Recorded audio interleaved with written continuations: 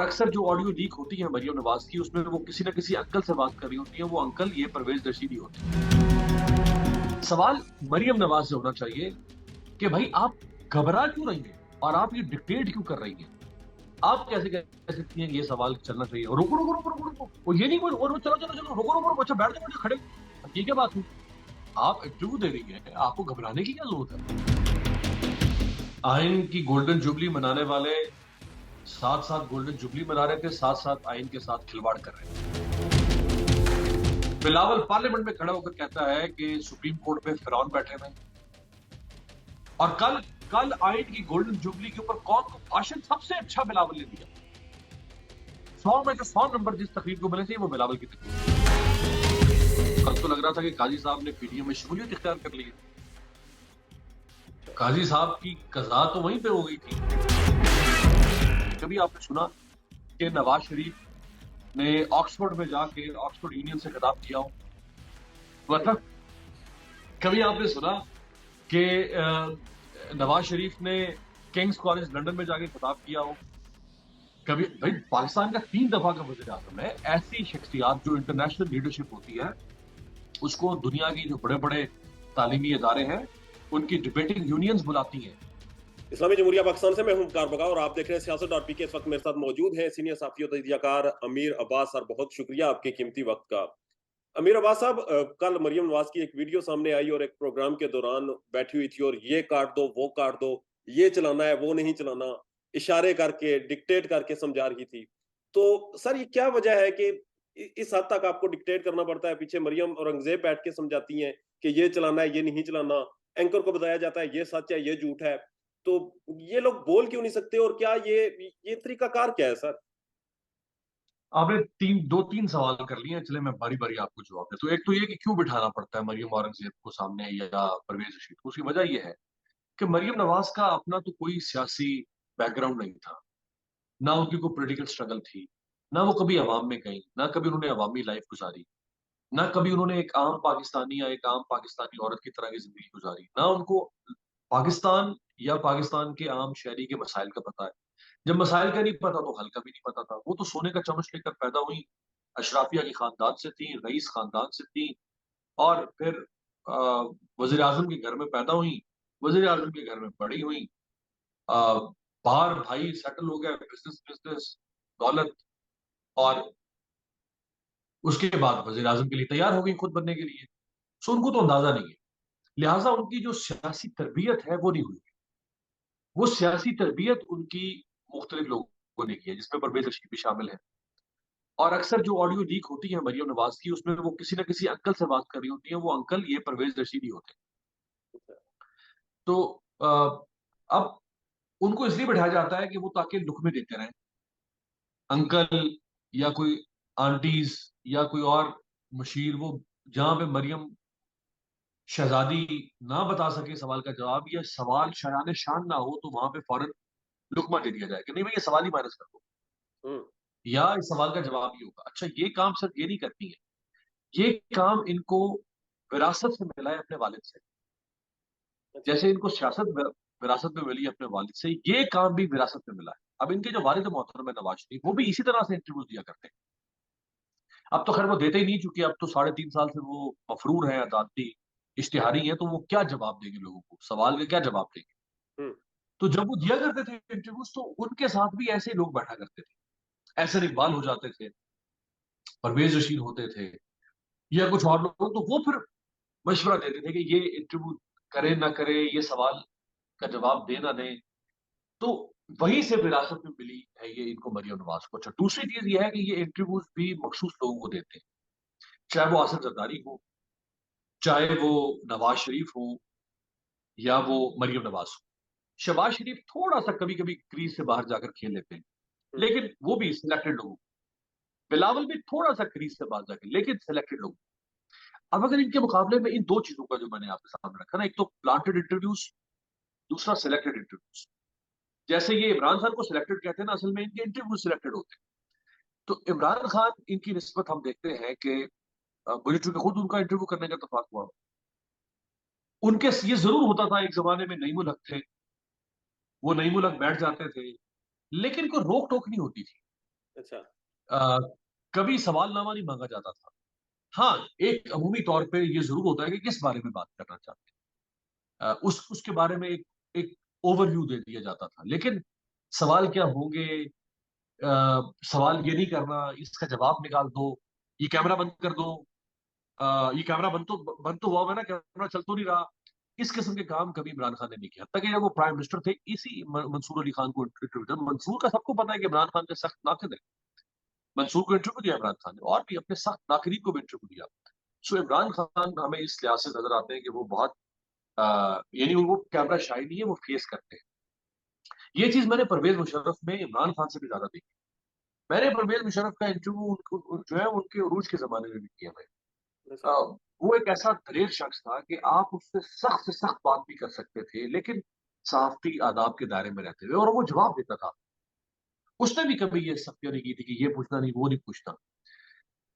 ये तो एक अजीब ही लोग है ना, है अवामी लोग, लेकिन आप अवामी नुमाइंदगी का दावा करते हैं, आप लोगों में रहने का दावा करते हैं, लेकिन आप लोगों के ज़हनों में उठने वाले सवालात के जवाब से घबराते हैं। मंसूर ने जो किया, मंसूर ने अच्छा इंटरव्यू किया।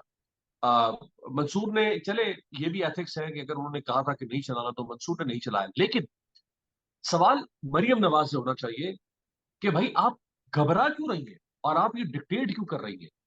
आप कैसे कह सकती हैं कि ये सवाल चलना चाहिए, और रुको रुको रुको रुको रुको, और ये नहीं बोल, और चलो चलो चलो, रुको रुको रुको, अच्छा बैठ जाओ खड़े, ये क्या बात हुई। आप इंटरव्यू दे रही हैं, आपको घबराने की क्या जरूरत है। आप दावा कर रही हैं मैं पाकिस्तान की वज़ीर आज़म बनना चाहती हुँ। हूं, आप पाकिस्तान के ऊपर हुक्मरानी के ख्वाब देख रही हैं, और आप एक छोटे से इंटरव्यू से या एक सवाल से डर जाती। अमीर अब्बास साहब, हमने तो एक चीज़ नोट की थी कि मंसूर अली खान साहब, हम जैसे शागिर्द उनसे सीखते हैं और देखते हैं कि वो बड़े दबंग अंदाज में ये कहते थे कि अगर बाज़ दफ़ा हमने देखा कि उन्हें किसी ने कहा कि ये चीज़ नहीं चलानी, तो उन्होंने कहा कि ये मेरी प्रॉपर्टी है, अब आपने बात कह दिया, आपने इंटरव्यू दे दिया, अब मैं चलाऊँगा। मगर वजह क्या है कि जब मरियम नवाज़ के सामने आते हैं तो फिर आप मेरा ख्याल है वो जो जो आप कह रहे हैं ना, एक क्लिप मैंने देखा है वायरल कहीं, उसमें शायद मंसूर का ये कहना है, जो मंसूर ने उसकी वजाहत पे दी है, कि मुझे कहा गया कि इसको चलाना नहीं है। तो चलाने से तो आप नहीं रोक सकते। आपने अगर मुझे इंटरव्यू दिया, आपने रजामंदी से दिया, वो गन पॉइंट पे तो नहीं ना लिया, या जैसे अभी आप मेरा इंटरव्यू कर रहे हैं, वो गन पॉइंट पे तो आप नहीं ना मुझे कहा। अब ये इंटरव्यू जो आप कर रहे हैं, ये अब आपकी प्रॉपर्टी बन रहा है, आप इस प्रॉपर्टी को यूज कर सकते हैं। हाँ, मैं आपसे रिक्वेस्ट कर सकता हूँ कि यार बता, ये फलां लफ्ज मेरे मुंह से गलत निकल गया, या फलां बात निकल गई, इसको प्लीज निकाल दें। और ऐसा होता है, और ये कई दफा हमारे साथ भी होता है। बेशुमार मेरे पास है, लेकिन मैं, चले, कोट नहीं करता, क्योंकि फिर वो गेस्ट की और हमारी कॉन्फिडेंशियलिटी होती है। तो ये होता है, ये मामूल की बात है। ये सिर्फ हमारे यहाँ नहीं, मेरे ख्याल ये बाहर इंटरनेशनल जर्नलिज्म में भी होता होगा। सो मंसूर ने अच्छा इंटरव्यू किया है, मैं उसकी तारीफ करूंगा। भले मंसूर के ऊपर एक छाप आपने जरूर है। इंटरनेशनल अंदाज में बात की कि आपने इंटरनेशनल चैनल्स पे भी ऐसे होता है, तो क्या ये जो शरीफ बरदरान हैं, ये जिस तरह से इंटरव्यूज देते हैं और लुकमे लेते हैं और फिर डिक्टेट करते हैं, तो ये इंटरनेशनल मीडिया पे बैठ के बात कर पाएंगे कभी अगर इन्हें करनी पड़े? कभी की है, 3.5 साल से नवाज शरीफ लंदन में बैठे हुए हैं, वहां दे ना बीबीसी को इंटरव्यू। पर कंपैरिजन तो इमरान खान से करते हैं। जब इमरान खान पे पाकिस्तान में पाबंदी लगाएगी तो उन्होंने उसी दिन से शुरू हो गए उनके दुनिया के तमाम बड़े चैनल्स पर इंटरव्यू, इंटरनेशनल चैनल्स पे। तो जब आप जी जी। कंपेयर करते हैं, आपका दुश्मन ऐसा है, सियासी खरीफ ऐसा है, तो फिर आपको भी तो देने पड़ते हैं। इमरान खान से सख्त सवाल करता है इंटरनेशनल मीडिया, और इमरान खान ने कभी इसमें हिचकिचाहट महसूस नहीं की। नवाज शरीफ 3.5 साल से लंदन में बैठे हैं। भाई आप दे दें इंडिपेंडेंट को इंटरव्यू, आप दे दें दी गार्डियन को इंटरव्यू, आप दे दें बीबीसी को, स्काई न्यूज को, सीएनएन को। आप बाहर बैठे हैं ना, और आप कहते हैं कि मेरे ऊपर जुल्म हो रहा है। तो जिस पर जुल्म होता है वो तो इंतजार करता है कि मेरे पास मीडिया आए और मैं उसके सामने अपनी जुल्म की कहानी बयान करूं।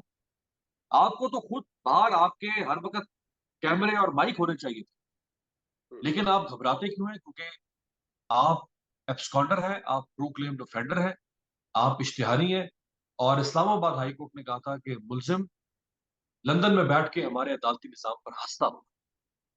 जब आप किसी को इंटरव्यू देंगे तो वो फिर आपकी आंखों में आंखें डाल के सवाल करेगा। फिर वो, उसको आप ये नहीं कह सकेंगे, इंटरनेशनल जर्नलिस्ट को आप ये नहीं कह सकते, रोको रोको रोको रोको रोको, कैमरा बंद कर दो, कैमरा चला दो, ये नहीं कर सकेंगे ना। वो तो फिर सवाल जब होगा तो फिर आपको जवाब देना पड़ेगा। फिर वो आपसे पूछेंगे कि आप 3.5 साल से क्यों भागे, मेरा आप यहाँ क्यों बैठे। अच्छा, कभी आपने सुना कि नवाज शरीफ ने, इंटरव्यू तो छोड़ दें यार, इंटरव्यू तो चले, क्रॉस क्वेश्चनिंग हो सकती है, कभी आपने सुना कि नवाज शरीफ ने ऑक्सफोर्ड में जाके ऑक्सफोर्ड यूनियन से खिताब किया हो?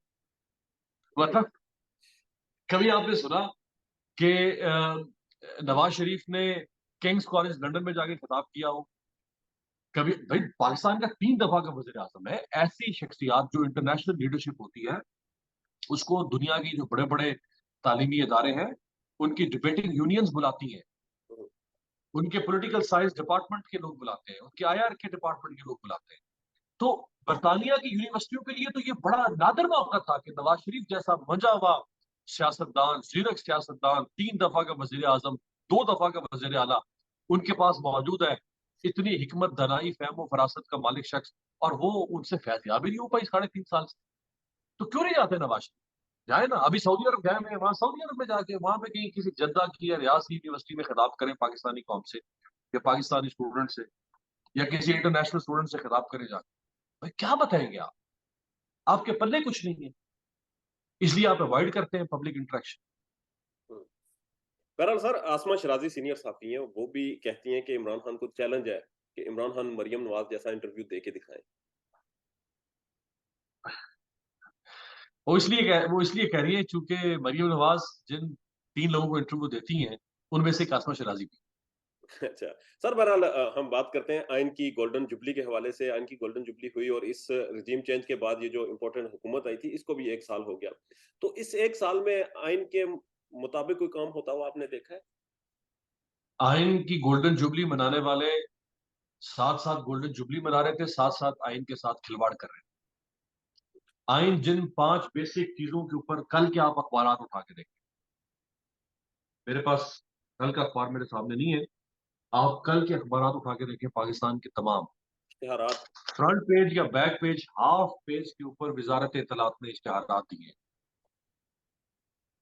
किस बात के? कि आइन के वजूद को 50 साल पूरे हो गए, और उसमें 5 आइन की जो बुनियादी जमानतें हैं जो आइन हर शहरी को देता है, वो 5 जमानतें हर अखबार के सामने लगी थी। क्या? राइट टू असेंबल, आज हम 5, 10, 20 लोग कहीं इकट्ठे होकर खड़े हो सकते हैं। राइट टू प्रोटेस्ट, हम एहतजाज कर सकते हैं। फ्रीडम ऑफ स्पीच, आप मुझसे सवाल कर रहे हैं, मैं जवाब दे रहा हूं ना, आपको डर महसूस हो ना मुझे डर महसूस, ये है आइन की गारंटीज।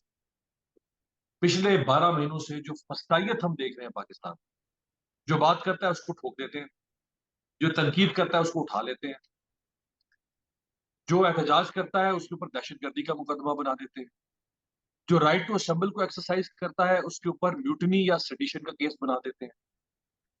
अभी वो 124 को लाहौर हाई कोर्ट ने उड़ा दिया, 124 से, जो कॉलोनियल दौर से चली आ रही थी। उस जमाने में अंग्रेज इस्तेमाल करता था बड़े सगीर के लोगों को दबाने के लिए। उसके बाद ये जो ब्राउन गोरा है, इसने इस्तेमाल करना शुरू कर दिया अपने लोगों को दबाने के लिए। तो आइन की एक एक शिक की आप धज्जियां उड़ा रहे हैं। जो बाकी को एक आध पत्थर बच गया था इनका, उसका आपने ये 90 दिन के इलेक्शन में उसको पारा पारा कर दिया है। और आइन का आर्टिकल 68 ये कहता है कि आप सुप्रीम कोर्ट या हाई कोर्ट के जजेस के कंडक्ट को डिस्कस नहीं कर सकते पार्लियामेंट में। हम्म। बिलावल पार्लियामेंट में खड़ा होकर कहता है कि सुप्रीम कोर्ट में फिरौन बैठे हुए हैं। और कल कल आइन की गोल्डन जुबली के ऊपर कौन को भाषण सबसे अच्छा बिलावल ने दिया? 100 में से 100 नंबर जिस तकरीर को मिले थे वो बिलावल की तकरीर। अच्छा। कौमी असेंबली के फ्लोर पे आर्टिकल 68 की वायलेशन करते हुए बिलावल कहता है कि सुप्रीम कोर्ट में आमिर बैठे थे। और कल खोखली किस्म की इतनी लंबी चौड़ी तकरीर करके फैंसी आइन की गोल्डन जुबली पे वो भुट्टो के नवासे ने की। भुट्टो के आइन को पारा पारा करके भुट्टो का नवासा कल कौम के बच्चों को आइन सिखा रहा था। तो कौन सा आइन है यार, ये सब ऐसे ढकोसला है। बहरहाल सर, वज़ीर-ए-आज़म आज़ाद कश्मीर को तौहीन अदालत के जुर्म में नाअहल कर दिया गया है। तो क्या इस्लामाबाद में भी ऐसा कुछ हो सकता है कानून वह में? होना तो, काम तो यहाँ से शुरू होना चाहिए था, इस्लामाबाद से। यहाँ से हुआ नहीं है, मुजफ्फराबाद पहले पहुंच गए, नाली तो इनकी बनती थी। हुँ। वजीर आजम शहबाज शरीफ ने जो कुछ कहा है, Maryam Nawaz truck art paint करती फिर रही है सुप्रीम कोर्ट की बिल्डिंग, स्कैंडलाइज कर रही है। हुँ। और सुप्रीम कोर्ट के 3 जजेस जिनमें से आगे एक चीफ जस्टिस बनने जा रहे हैं, उनकी तस्वीर हर जलसे में लेकर साथ साथ कर रही है। और सुप्रीम कोर्ट के जज जस्टिस मुजाहिर अली अकबर नकवी, जिनके खिलाफ एक करप्शन का एक स्कैंडल सामने आया, इल्जाम लगाया, अभी अभी उस इल्जाम की समाअत शुरू नहीं हुई, हम्म, सबूत सामने नहीं आया, फैसला नहीं आया। प्राइम मिनिस्टर से लेके प्राइम मिनिस्टर की भतीजी से लेके प्राइम मिनिस्टर का भतीजा बिलावल तक सारे जस्टिस मुजाहिर अली अकबर नकवी को करप्शन करप्शन करप्शन और करप्ट साबित करते फिर रहे हैं। और प्राइम मिनिस्टर कहते हैं असेंबली में खड़े होकर justice Umar Ata Bajaj chief justice को कि आपके साथ ये जो जज बैठे हुए हैं ये करप्ट है, और मशवरा उनको देते हैं कि हर शख्स अपनी सोबत से पहचाना जाता है। वो बाबा, तुम्हारी तो 60% काबीना करप्ट है यार, तुम्हारे ऊपर खुद मनी लॉन्ड्रिंग का इल्जाम है, तुम्हारी अपनी सोबत क्या है जिस सोबत में तुम बैठे हुए हो? यानी एक तरफ आसिफ जरदारी बैठता है जिसके ऊपर मनी लॉन्ड्रिंग और जाली बैंक अकाउंट्स का स्कैंडल है, इधर कादर पटेल साहब बैठे हुए हैं, इधर बाकी चारों तरफ मशवरा दे रहे हैं उमर अता बंदयाल साहब को कि आपके साथ जो बैठा हुआ ये करप्ट है, इसके साथ मत बैठे, अपनी सोबत खराब ना करें। ओ भाई, जिसके साथ आप बैठे हुए उनकी सोबत क्या है या आपकी सोबत क्या है? हम्म। जो आपकी सोबत है उससे तो हजार दर्जे बेहतर सोबत है चीफ जस्टिस उमर अता बंदयाल साहब। बहरहाल सर, काजी फायज इसा साहब भी एक ऐसे हालात में जब पार्लियामेंट का और अदलिया का टकराव हो रहा है, और आपने देखा है जिस तरह से पार्लियामेंट को खड़ा कर दिया गया है अदलिया के सामने। काजी फायज इसा साहब पार्लियामेंट में आए और उनके सेशन में उन्होंने शमूलियत अख्तियार की, तो आपको लगता है कि इसके बाद काजी साहब पीडीएम के कोई केसेस सुन पाएंगे या पीटीआई के केसेस सुनने के काबिल रहे? वो तो आप केसेस सुनने की बात कर रहे हैं, वो कल तो लग रहा था कि काजी साहब ने पीडीएम में शमूलियत इख्तियार कर ली है। अच्छा। काजी साहब की कज़ा तो वहीं पे हो गई थी,